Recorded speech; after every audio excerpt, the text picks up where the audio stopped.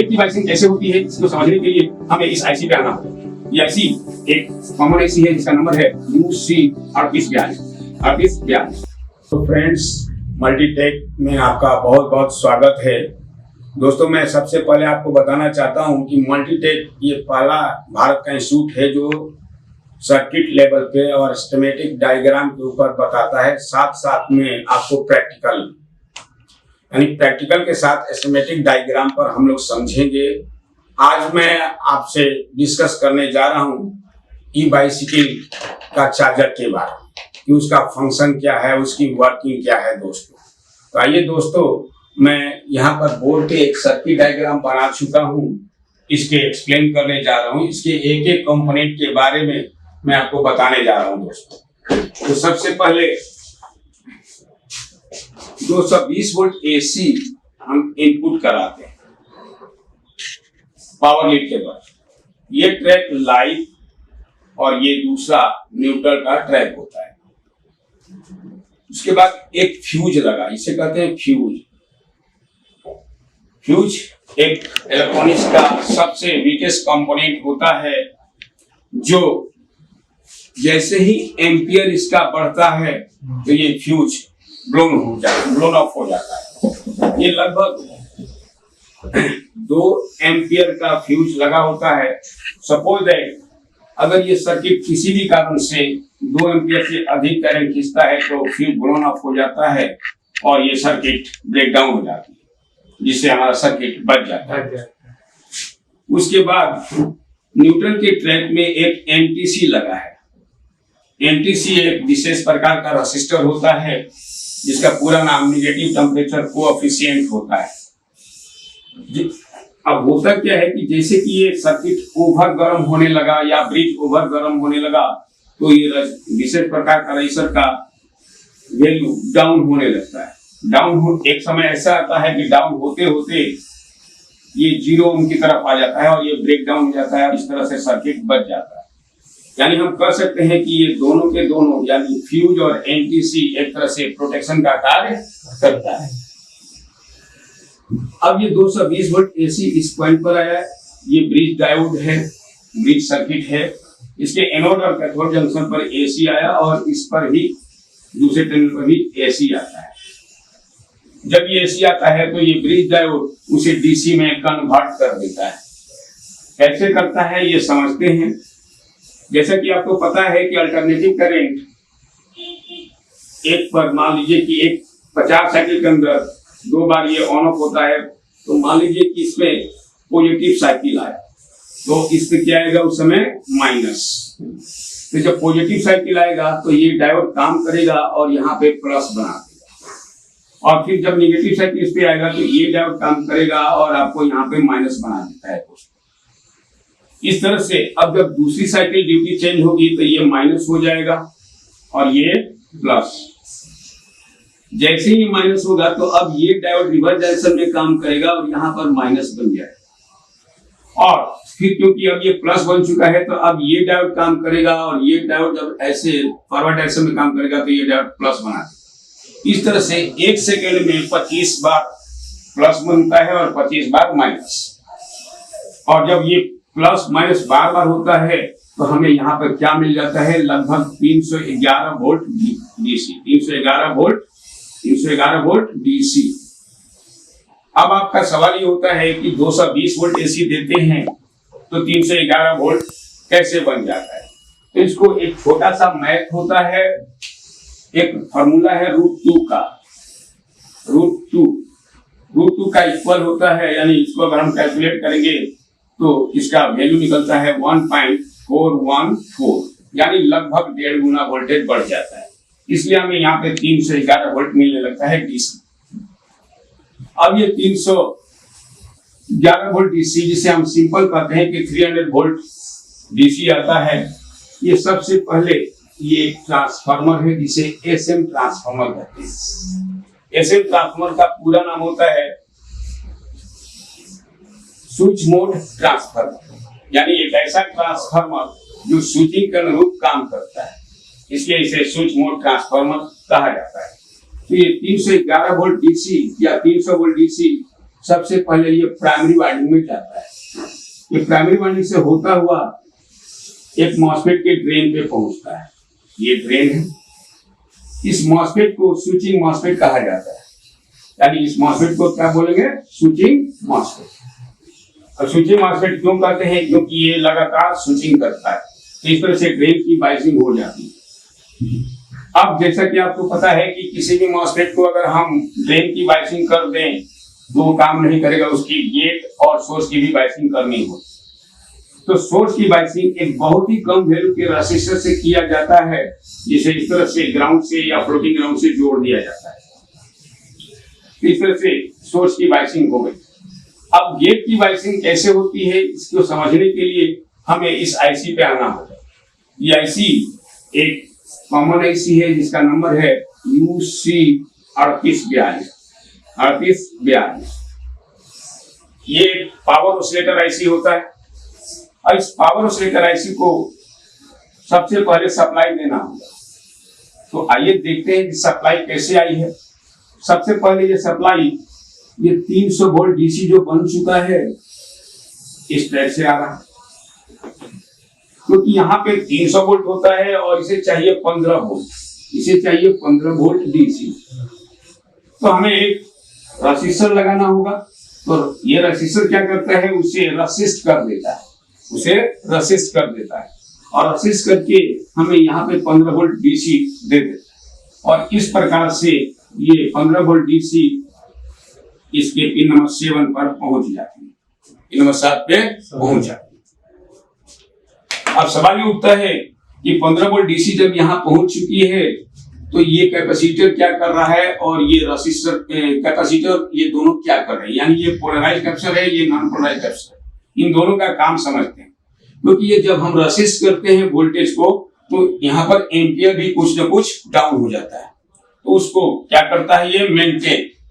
उसके बाद ये जो कैपेसिटर है ये एक तरह से सर्ज का काम करता है, क्योंकि तेजी से जब पहली बार वोल्टेज आएगा तो ये आईसी खराब हो सकती है, इसलिए इसे सर्ज बाईपास, यानी हाई सिग्नल को या हाई फ्रीक्वेंसी को या अनावश्यक सिग्नल को ये लॉस कर देता है, और इस तरह से पिन नंबर 7 पर सप्लाई पहुंच जाती है। यहां तक समझ में आ गया दोस्तों? फिर आगे बढ़ते हैं। अब इसका पिन नंबर 5, ये पिन नंबर 5 है, जो कि फ्लोटिंग ग्राउंड से जुड़ा हुआ है। ये फ्लोटिंग ग्राउंड, यानी ये जो सिंबल बना हुआ फ्लोटिंग ग्राउंड का है, वो ही यहाँ पर भी जुड़ा हुआ है। ये दोनों सेम होते हैं। ये फ्लोटिंग ग्राउंड है। जैसे ही इसे सप्लाई ग्राउंड मिलता है तो पिन नंबर 8 से रेफरेंस वोल्टेज आता है। ये पिन नंबर 8 है। पिन नंबर 8 इसे रेफरेंस वोल्टेज आउट कर देता है। पिन नंबर 8 से रेफरेंस वोल्टेज आउट होता है, जो कि नेट 5 वोल्ट होता है। यानी जैसे हम इसको सप्लाई और ग्राउंड मिला, यानी सप्लाई और फ्लोटिंग ग्राउंड मिला, तो सबसे पहला पिन नंबर 8 एक्टिव होगा और यहाँ से 5 वोल्ट आउट हो जाए। अब ये 5 वोल्ट आप देख रहे हैं कि इस तरह से यहाँ पे पहुंचा पिन नंबर 4 पर, ये पिन नंबर 4 पर पहुंचता है एक रेसिस्टर के द्वारा। यानी 5 वोल्ट जो रेफरेंस वोल्टेज आउट हुआ, ये रेसिस्टर से आउट होकर के पिन नंबर 4 पर पहुंच जाता है। अब पिन नंबर 4 इसके अंदर की तरफ चलते हैं। इसके अंदर के अंदर क्या है? यानी इसके इंटरनल स्ट्रक्चर में, आईसी के इंटरनल स्ट्रक्चर में क्या होता है? इसमें बना हुआ एक ऑसिलेटर विभाग, ऑसिलेटर सेक्शन। जिसे क्या होता है कि ऑसिलेटर यहाँ पे चालू हो जाती है, ऑसिलेटर एक्टिव हो जाता है। और जैसे ही ऑसिलेटर एक्टिव हो जाता है तो फिर पिन नंबर 6 से या पिन नंबर 6 से इसे आउटपुट मिल जाते हैं। यानी पिन नंबर 6 से हमें आउटपुट मिल जाएगा, यानी अब आपको आउटपुट दे देगा। और ये आउटपुट पिन नंबर 6 से आउट होकर के ये पहुंच रहा है किस पर? गेट पर। इस तरह से हमारा ये मॉसफेट का गेट एक्टिव हो जाता है। लेकिन इसके साथ साथ में आप देख रहे हैं कि कैपेसिटर यहाँ लग करके ग्राउंड हुआ है, क्योंकि जब ऑसिलेटर चालू होता है तो अनावश्यक सिग्नल भी यहाँ से निकलता है, तो ये क्या करता है? उसे ग्राउंड कर देता है। तो फिर दोस्तों हम इस पॉइंट पे चलते हैं। गेट तक हम पहुंच चुके थे। ड्रेन की बाइसिंग प्राइमरी वाइंडिंग से हो चुकी थी, अब गेट की बाइसिंग हो गई है और सोर्स की बाइसिंग भी फ्लोटिंग ग्राउंड से हुआ था। ये आपको बताया जा चुका है। जैसे इसके गेट पे पल्स पहुंचता है तो ये स्विचिंग मॉसफेट का ड्रेन सोर्स आपस में बड़ी तेजी से एक बार जुड़ जाता है। जैसे ही जुड़ता है तो ये यहाँ तो 300 वोल्ट होता है, लेकिन ये वोल्टेज क्या होता है, लो। यानी इसी को सिंपल भाषा में कहते हैं कि ये हाई हुआ और ये लो। जैसे कि आपको पता है कि कोई भी कॉइल इक्वल वोल्टेज अगर मिल जाए तो वो कार्य नहीं करती, लेकिन दोनों टर्मिनल पर अगर अलग अलग वोल्टेज मिलता है तो कार्य करना चालू कर देता है। यानी दोनों पे वोल्टेज डिफरेंस होना चाहिए, चाहे यहाँ का वोल्टेज बढ़ जाए तो ये कम हो जाना चाहिए, अगर ये वोल्टेज बढ़ गया तो ये कम हो जाना चाहिए, तभी ये कॉइल काम करेगा। तो प्राइमरी वाइंडिंग कार्य करता है, जिसके कारण इसमें एसी बन जाता है। लेकिन ये एसी तब तक ट्रांसफर नहीं होगा जब तक ये बंद नहीं होगा।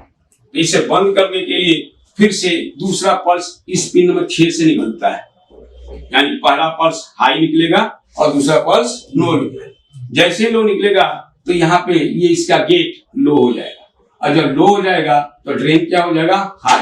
हाई का मतलब है इन दोनों टर्मिनलों पर लगभग एक बराबर वोल्टेज हो जाएगा। इस अवस्था में जब दोनों टर्मिनलों के वोल्टेज एक जैसा हो जाएगा तो यहाँ पे कोई मैग्नेटिक फील्ड नहीं बनेगा। लेकिन उस पीरियड में जैसे ही ऑफ कंडीशन में होता है तो ये मैग्नेटिक फील्ड यानी एसी जो बना था वो मैग्नेट के रूप में कोर पर इकट्ठा होता है, कोर पर जमा हो जाएगा।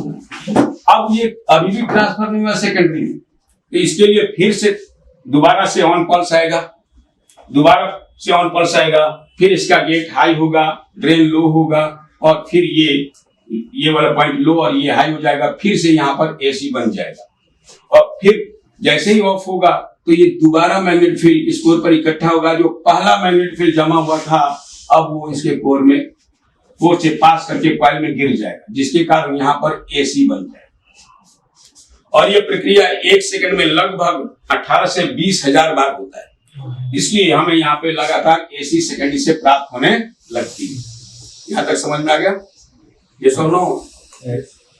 तो फिर अब आगे बढ़ते हैं।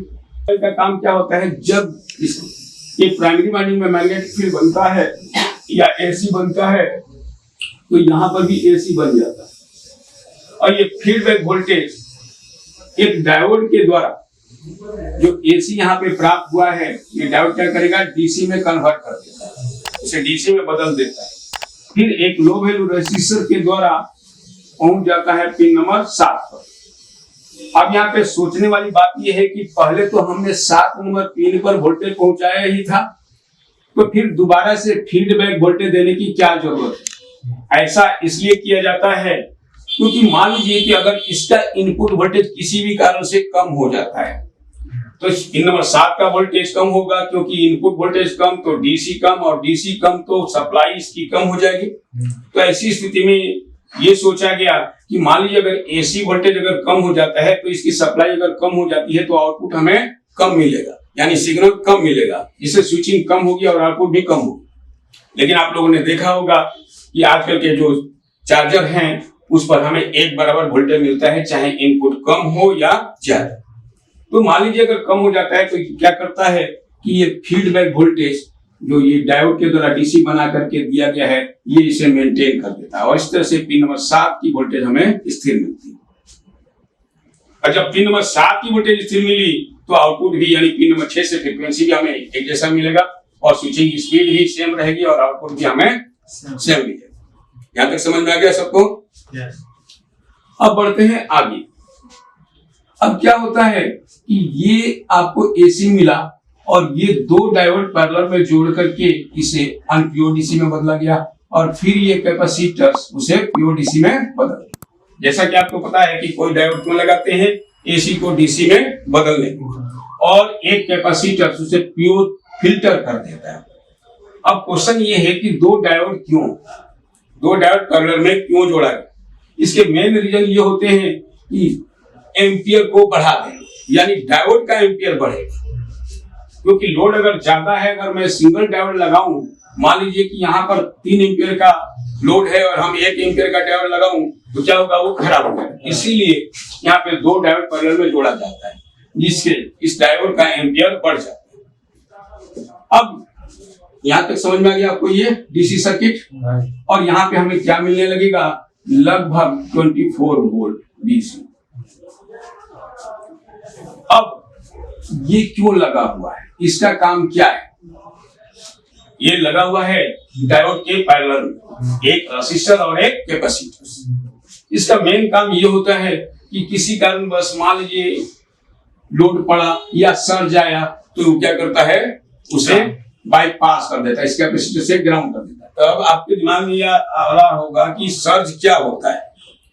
तो सर्ज एक प्रकार से स्पार्किंग को हम समझ सकते हैं, जो मिली और माइक्रो सेकेंड के लिए, एक क्षण के लिए बढ़ता है और घट जाता है, या किसी भी तरह के स्पार्किंग को हम सर्ज कर सकते हैं।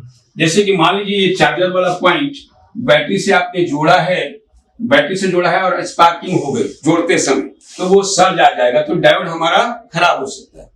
या इसके सेकेंडरी से भी सर्ज बन सकते हैं, लूज अगर होगा तो ये डायोड खराब हो सकते हैं। तो ये क्या करता है, ये कैपेसिटर और ये रेसिस्टर उस सर्ज को बाईपास कर देता है, यानी इस कैपेसिटर से ग्राउंड कर देता है, जिससे हमारा ये डायोड प्रोटेक्ट हो जाता है। यहाँ तक क्लियर है? अब आते हैं इसके थोड़े पीछे, ये सर्किट आप देख रहे हैं, इस सर्किट का नाम होता है वीडीआर नेटवर्क या current balance circuit. VDR network या करंट बैलेंस सर्किट, इसका काम क्या होता है कि जैसा कि जब यहाँ पर प्लस और माइनस यानी हाई लो होगा, तो इसको दूसरे शब्दों में नॉर्थ और साउथ पोल भी कहा जाता है। तो सपोज दैट कभी ये नॉर्थ बनता है, ये साउथ पोल बनता है, फिर ये नॉर्थ बन जाता है और ये साउथ बन जाता है, ऐसा बार बार होता है। तो ये नॉर्थ और साउथ के जो करंट है उसे स्थिर रखने के लिए ये कंपोनेंट लगाए गए हैं। ये क्या करता है, ये मिलकर नॉर्थ और साउथ करंट को स्थिर रखने का कार्य करता है। साथ ही साथ ये कैपेसिटर इस डायोड की सुरक्षा के लिए भी लगाया जाता है। तो अब हम लोगों ने यहां से आउटपुट तो ले लिया और फीडबैक के काम भी समझ लिया है। अब आते हैं सेकेंडरी साइड में लगे हुए इस रेसिस्टर के बारे में। ये रेसिस्टर एक तरह से ब्लीडर का काम करता है। ब्लीडर मीन्स ये होता है कि जैसे कि ये कैपेसिटर कभी ओवरचार्ज हो जाता है तो क्या करता है, उसे ग्राउंड कर देता है, तुरंत ओवरचार्ज से प्रोटेक्ट करता है। या जब ये चार्ज हो जाएगा फुल से एबव होते ही ये क्या करता है, बाईपास कर देता है, जिससे कैपेसिटर ओवरचार्ज नहीं होता, जिससे हमारा कैपेसिटर भी बच जाता है खराब होने से। अब आते हैं इसके अगले सर्किट पर। यहां तक हम जान चुके हैं। अब आते हैं ये सर्किट पूरा का पूरा ये तो पावर का था। अब ये जो है चार्जिंग यूनिट, बैटरी को चार्ज के जो हिसाब से बताने वाला सर्किट, तो इसको समझते हैं कि ये कैसे कार्य करता है। जैसा कि आपको बताया जा चुका है कि यहाँ पे 24 वोल्ट डीसी यहाँ से आउट हो चुकी है। अब बैटरी को कैसे चार्ज होता है वो समझना है। तो सबसे पहले इस आईसी का नंबर जानते हैं। ये आईसी कौन सी है? ये 358 आईसी, LM 358 आईसी। इसके ये जो आईसी होता है वो 8 पिन का है। अब इसके बारे में समझते हैं। तो दोस्तों सबसे पहले आप देखिए, जैसे ही ये बैटरी से हम जोड़ेंगे, ये जो टर्मिनल होगा वो बैटरी से जोड़ेंगे। ये प्लस है जो कि जाएगा battery terminal to battery terminal, कौन से? प्लस वाले टर्मिनल से, यानी रेड वायर, इससे रेड वायर जुड़े। और ये माइनस है, निगेटिव, यानी ये आपको ब्लैक वाला। ये दोनों हम बैटरी से जोड़ते हैं। अब इसको समझना चाहते हैं तो यहां पर एक चीज और देखिए, ये 24 वोल्ट मान लीजिए कभी भी बढ़ सकता है और घट सकता है, कभी भी बढ़ सकता है और घट सकता है। तो इस बात को ध्यान रखते हुए 24 वोल्ट से ही जो आउटपुट हो गया है, ये ट्रैक आया है यहाँ पे, और फिर ये कुछ रेजिस्टर के द्वारा पहुंच गया है इस पॉइंट पर। ये क्या है? ये एक SCR होता है, TL431, TL431 इसका नंबर है। SCR का पूरा नाम होता है सिलिकॉन कंट्रोल रेक्टिफायर। ये एक विशेष प्रकार का कंपोनेंट होता है जो ओवर वोल्टेज को, यानी चाहे वो AC हो या DC हो, उसको क्या करता है, नियंत्रित करता है। अगर ओवर वोल्टेज हो गया तो, कम हो गया तो, या ज्यादा हो गया तो तो हम क्या कर रहे हैं कि ये वोल्टेज हमने सबसे पहले इस रेसिस्टर से होता हुआ इसके गेट में इन करा, ठीक है। गेट, एनोड और कैथोड, यानी गेट, कैथोड और एनोड इसका नाम होता है। गेट, कैथोड और एनोड इसका नाम होता है। तो गेट में इन करा। अब जैसा गेट हाई होगा उसी हिसाब से एनोड यहां से आउट करता है। अगर हाई हुआ तो लो कर देगा, लो है तो हाई कर देगा। अब ये पहुंच जाता है ऑप्टो कपलर में। ये क्या है? Opto coupler. इसका नाम है ऑप्टो कपलर। इसका काम क्या होता है? इसके अंदर विशेषता ये होती है कि इसमें क्या होता है, एक फोटो डायोड और एक फोटो ट्रांजिस्टर। इसके इंटरनल स्ट्रक्चर को अगर हम देखें तो क्या होता है, एक फोटो ट्रांजिस्टर और एक फोटो डायोड। तो ये कैसे काम करता है? सपोज यहाँ पे जो चेंजिंग हुआ ये फर्क हम एनोड पे देखेंगे। हाई हुआ तो लो कर देगा, लो है तो हाई कर देगा, ऐसा करता है। तो ये इसके अंदर एक फोटो डायोड है, वो फोटो डायोड ग्लो होता है। एक विशेष प्रकार का डायोड होता है जो रे निकालता है। फोटो डायोड जैसे कि आप लोगों ने देखा होगा आपके रिमोट में लगा होता है, आपके रिमोट के अगले हिस्से में फोटो डायोड लगा होता है, तो उसे रे निकलता है, उसे रे निकलता है। लेकिन हम अगर रिमोट को अगर दबाएं कभी भी और आगे उसे एलईडी जैसा कंपोनेंट पे देखेंगे कि कोई रोशनी निकलता है तो हमें दिखाई नहीं पड़ती। क्यों नहीं दिखाई पड़ती? क्योंकि रेटिना उसे आपका देख नहीं पाएगा। उसे देखने के लिए क्या करना होता है, कैमरा रख लीजिए और कैमरे से आप उसको रे को देख सकते हैं। जब आप पुश करेंगे तो वो रे दिखाई देगा, क्योंकि आपकी आंखें नहीं देख पाती। उसी तरह से यहाँ पर एक फोटो डायोड इसके अंदर लगा हुआ है, आईसी के अंदर, यानी आईसी भी इसको कह सकते हैं। वैसे तो ये ऑप्टो कपलर है, बेसिकली ऑप्टो कपलर बोलना चाहिए। तो ये फोटो डायोड एक्टिव हो जाता है, यानी जलने लगता है। और यहाँ पर आपको एक फोटो ट्रांजिस्टर है और यहाँ पर आपको एक फोटो डायोड है। तो ये फोटो डायोड अंदर में लगा हुआ है, बाहर नहीं दिखेगा। तो ये फोटो डायोड जैसे इसको सप्लाई मिलती है तो ये क्या होता है, ये जलने लगता है, यानी इससे रे निकलता है। रे निकलता है तो इसके गेट या बेस को हाई कर देता है, तो ये क्या हो जाएगा, लो। कलेक्टर इसका क्या होगा, लो। अब ये पहुंच जाता है पिन नंबर 2 पर। पिन नंबर 2 ये आईसी है। इस आईसी के अंदर पिन नंबर 2 जो कि एरर है, सॉरी एक पर पहुंचता है, एक पर पहुंचता है। ये क्या है, एरर एम्पलीफायर। इसके अंदर बना हुआ है एक एरर सर्किट। वो एरर का मतलब होता है गलतियों को सेंस करने वाला सर्किट। जो गलती हो रही है उसे सेंस करने वाला सर्किट। वो क्या करता है, एरर विभाग सीधा पहुंचा देता है पीडब्ल्यूएम को, पीडब्ल्यूएम सर्किट को, यानी जो भी एरर सेंस किया वो यहाँ पे दे दे। अब एरर का मीन्स समझना है। एरर मीन्स ये होता है कि एक ही जैसा गलती करने वाला चीज। सपोज दैट आप क्लास में बैठे हो और आप बार बार फोन उठा के बात कर रहे हो, तो मैंने मना कर दिया कि भाई ऐसी गलती तुम मत करो। आपने बोला सॉरी सर कि मुझे ये गलती मुझे दोबारा नहीं होगी, लेकिन फिर वही गलती दोबारा आप बोलने के बाद भी 2 मिनट बाद 5 मिनट बाद फिर से फोन करने लगे, तो वो क्या हुआ, आपको क्या माना जाएगा, एरर। यानी एक ही जैसा गलती करने वाले को क्या कहेंगे हम, एरर। अब वो एरर सेंस कर लेता है, वो पीडब्ल्यूएम में भेज देता है। अंदर है इसकी सर्किट जो इस आईसी के अंदर होती है, पीडब्ल्यूएम को भेज देता है। अब पीडब्ल्यूएम क्या होता है, एक तरह से ड्यूटी साइकिल है, जिसको हम यहां समझ सकते हैं। मान लीजिए कि इसका ग्राफ ऐसा बनना चाहिए जो कि हम सीआरओ से देख सकते हैं, ठीक है, ऐसा बनना चाहिए। लेकिन हो क्या रहा है, कुछ ऐसा हो रहा है, कुछ ऐसा। अब ये आप देख रहे हैं कि ऑन टाइम, इसे ऑन टाइम कहते हैं और इसे ऑफ, ठीक है। तो ऑन और ऑफ जो टाइम होनी चाहिए वो एक जैसा होना चाहिए, इक्वल होना चाहिए, अलग अलग नहीं होना चाहिए। अब ये क्या होता है कि क्योंकि एरर जो सेंस करेगा तो ड्यूटी साइकिल जो है ऑन का या ऑन का पीरियड जो होता है उससे भी ज्यादा। दूसरी बार क्या हुआ, ऑन सिग्नल बढ़ाती या ऑफ सिग्नल घटा, यानी लगभग एक जैसा होना चाहिए ऑन ऑफ।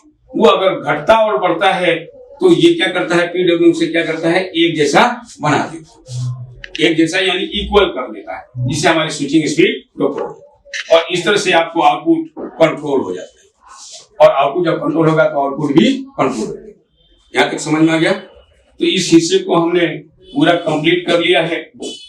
अब जैसे कि मैंने बोला था कि चार्जर वाले यूनिट पर, तो यहाँ पे समझने के लिए आपको क्या करना है, देखिए इस पॉइंट पे चलते हैं। यहाँ पर आपको सप्लाई और ग्राउंड हम देंगे तो जाहिर सी बात है कि बैटरी वाली सप्लाई हमें मिलेगी, क्योंकि इस विभाग में भी जाएगा और इधर भी जाएगा। तो इसके लिए क्या करना है कि जैसे ही सप्लाई पहुंचती है तो ये वाला सर्किट तो एरर विभाग है और एक तरह से कंट्रोलर विभाग है, बैटरी के हिस्से को भी कुछ ना कुछ ये कंट्रोल करता है। फिर होता क्या है कि जब हम यहाँ पे सप्लाई ग्राउंड दे देते हैं तो पहुंच जाता है इस सर्किट को। आप देखिए जो 358 ऐसी है उसके बारे में समझते हैं। ये वाला पॉइंट यहाँ तक समझा चुका हूँ। अब आते हैं ये वाला सर्किट। तो इस वाले सर्किट के बारे में जानते हैं कि ये 1 नंबर पिन है, ये 2, 3, 4, 5, 6, 7 और 8, ठीक है। तो सबसे पहले ग्राउंड देखना है, 4 नंबर पिन ग्राउंड है, तो इसको हमें सप्लाई प्रोवाइड करनी पड़ेगी, ग्राउंड प्रोवाइड करना पड़ेगा।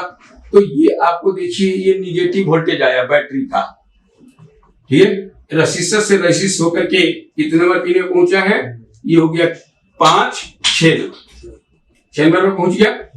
6 नंबर पे पहुंचने के बाद ये आपको 8 से आउट कर दिया है वोल्टेज, ये फिल्टर किया गया। फिर ये रेसिस्टर से रेसिस्ट होकर के ऑप्टो कपलर में भेज, यानी यहाँ का जैसे ही ये चार्ज होगा तो ये इंफॉर्मेशन यहाँ पे ऑप्टो कपलर के द्वारा मिल जाती है, ठीक है। एक तरह से ये भी कंट्रोल करता है। उसके बाद बढ़ते हैं, यहाँ पर कुछ एलईडी लगी हुई हैं, तो ये 2-3 एलईडी यहाँ पे लगी हुई है, इसको समझना है। तो ये एक रेड एलईडी, ये एलईडी तब तक नहीं जलेगी जब तक ये बैटरी से कनेक्ट आप न करें। जैसे ही आप कनेक्ट करते हैं तो फिर यहाँ से वोल्टेज यहाँ पर आउट हो जाएगा और आउट होकर के एलईडी को जला देगा। बैटरी कनेक्ट का इंफॉर्मेशन देता है कि बैटरी कनेक्टेड हो गया है। लेकिन जब पावर ओके होगा, यानी पावर ओके होगा, यानी ये सर्किट ओके होगा और यहाँ पे आउटपुट आपको मिल रही होगी, तो ये एलईडी यानी ब्लू वाली एलईडी जलती रहेगी। अगर बैटरी डिस्कनेक्ट हो जाएगा तो ये नहीं जलेगा, ठीक है। तो इसमें क्या है, अंदर में कंपैरेटर लगा हुआ है। ये सब कैसे हो रहा है, वो कंपैरेटर इसके अंदर लगा होता है। कंपैरेटर क्या होता है हम आपको नेक्स्ट क्लास में बताएंगे कि कंपैरेटर क्या होता है। कंपैरेटर के अनुसार ये जलता और बुझता है, ठीक है। और साथ ही साथ इसके साथ एक और रजिस्टर लगा करके, एक ट्रांजिस्टर लगा के ग्रीन एलईडी लगाई गई है। ये इंडिकेशन ये देता है कि बैटरी चार्ज हो रही है, यानी ये जलेगा बुझेगा, जलेगा बुझेगा। ऐसा क्यों होता है, क्योंकि इसके बेस को जब हाई किया जाता है तो ये क्या हो जाता है, लो, और लो होगा तो बुझ जाएगा। जैसे ही ये लो हो जाएगा तो ये हाई हो जाएगा, ये क्या होगा, जलेगा। यानी ये बार बार यहाँ पे वोल्टेज क्या होगा, चेंज होता रहता है। इसके बेस की वोल्टेज चेंज होती रहती है, जिसके कारण ये एलईडी कभी जलती है, बुझती है, जलती बुझती है, जिससे ये पता चलता है कि हमारा बैटरी चार्ज हो रहा है। तो इस प्रकार से ये सर्किट को काम करता है। साथ ही साथ में यहाँ पे कुछ जीनर वगैरह भी लगाया हुआ है। ये इसलिए लगाया जाता है कि ओवर वोल्टेज होने से हमारा सर्किट को या इस आईसी को प्रोटेक्ट कर दे दोस्तों। तो इस तरह से ये चार्जिंग वाला यूनिट काम करता है। यहाँ पर ये रेफरेंस वोल्टेज यहाँ से आउट हुआ है, इसके बारे में मैंने आपको बता दिया। इस वाले पिन यानी 1 नंबर पिन के बारे में भी बता दिया कि ये क्या करता है। यहाँ पर एक को बैटरी कनेक्ट होगा तो ये जलेगा, नहीं तो नहीं चलेगा। और जैसे ही बैटरी चार्ज होने लगती है तो ये जलता और बुझता है। अब इसका 2 नंबर पिन और 7 नंबर पिन आपस में शॉर्ट है। 2 और 7 क्या है, आपस में शॉर्ट है। और शॉर्ट इसलिए कराया गया है क्योंकि इसके अंदर जैसे कि बोला कि कंपैरेटर होता है, तो एक कंपैरेटर को इसने क्या किया है, हाई निकाल करके लो कर दिया। तो कंपैरेटर जब हम पढ़ेंगे तो ये पॉइंट आपको और ज्यादा क्लियर हो जाएगा। उसके बाद ये जो पिन है, इसी को देखिए, ये 5 नंबर पिन है। यहाँ से एक रेसिस्टर को ग्राउंड कर दिया गया। इसे इसलिए किया गया है कि यहाँ पर कंपैरेटर का रूल होता है कि इक्वल वोल्टेज होना चाहिए। अगर जरा सा भी 19-20 होगा तो अपना उल्टा काम करेगा। थोड़ा सा मैं यहाँ पर हिंट्स दे देता हूँ कंपैरेटर के बारे में, हल्का फुल्का, क्योंकि स्पेस नहीं है, मुझे इसी में बनाना पड़ेगा। तो कंपैरेटर के बारे में हल्का सा यहाँ पर हिंट्स दे देता हूँ क्या होता है। जैसे मान लीजिए इस तरह का एक पॉइंट बना होता है, इसके नाम ये कंपैरेटर का एक सिंबल है, ठीक है। इसे कहते हैं पॉजिटिव, इसे कहते हैं नेगेटिव, इसका नाम है आउटपुट और इसका नाम है प्लस और ये माइनस। लेकिन इसको हम दूसरे तरीके से भी करते हैं। आप कहेंगे तो प्लस तो ये भी है, प्लस आप क्यों लिखे? तो ये प्लस का मतलब है सप्लाई, इस प्लस का मतलब होता है सप्लाई, इस माइनस का मतलब होता है ग्राउंड, ग्राउंड, ठीक है। लेकिन यहाँ पे क्योंकि आपको कंफ्यूजन होगा माइनस प्लस दो बार क्यों, ये होता है, इसे कहते हैं जो प्लस होता है इसे कहते हैं नॉन इनवर्ट, और ये माइनस का मतलब होता है इनवर्ट। अब इसी तरह से इसमें मान लीजिए कि कंपैरेटर एक दूसरा बना ले, 3 नियम है कंपैरेटर का, 3 नियम ये समझ ही लीजिए, ये प्लस, ये माइनस, ये आउटपुट। फिर एक और ले लेते हैं, प्लस माइनस और आउटपुट, और एक और प्लस माइनस और आउटपुट। तो ये 3 बार क्यों बनाए गए, क्योंकि इसको समझना पड़ेगा। होता क्या है कि जब मान लीजिए कि स्क्रीन पर 5 वोल्ट है और इसमें 5 वोल्ट है, इसमें 4 एग्जाम्पल, तो क्या है ये लो है, इसके अपेक्षा ये लो है, कंपेयर करता है। कंपैरेटर मतलब होता है एक ऐसी जो 2 वोल्टेजों को कंपेयर करे अब तब अपना रिजल्ट दे, यही होता है कंपैरेटर। तो सपोज दैट यहाँ पे 5 वोल्ट है, यहाँ पे 4 वोल्ट है, तो ये लो है, तो इसका अपोजिट रिजल्ट मिलेगा आपको। आउटपुट क्या हो जाएगा? हाई।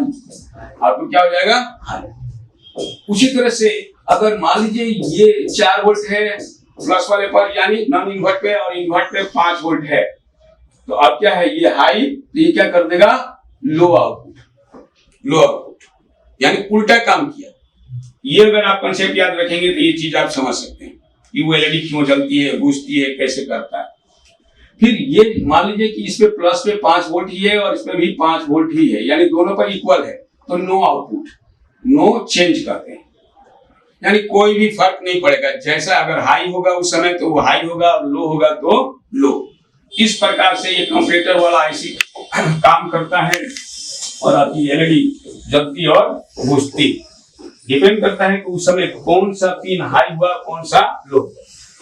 तो जैसे ही ये बैटरी फुल चार्ज होती है तो ये इंफॉर्मेशन आपको मिल जाता है, और इंफॉर्मेशन आप देखिए ये मिल करके ये इसको इंफॉर्मेशन तो मिल ही रहा, वहां से आपको दिखाया, फिर ये इंफॉर्मेशन ये जा रहा, देखिए स्क्रीन पे गया 8 गया।